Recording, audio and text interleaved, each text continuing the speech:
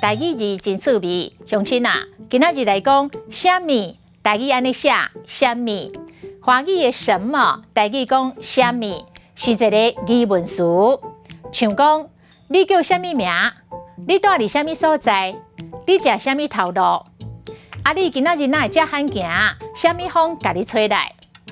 你感觉伫咱的日常生活，虾米物件上会当代表真正的台湾味？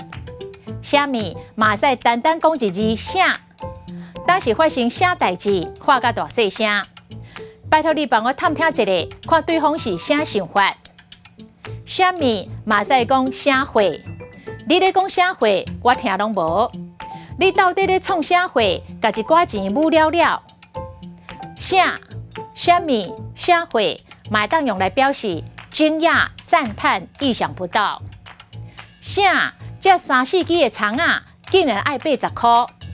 虾米？咱得奖咯！真正是皇天不负苦心人，天公伯啊，真正会帮助认真打拼的人达成愿望。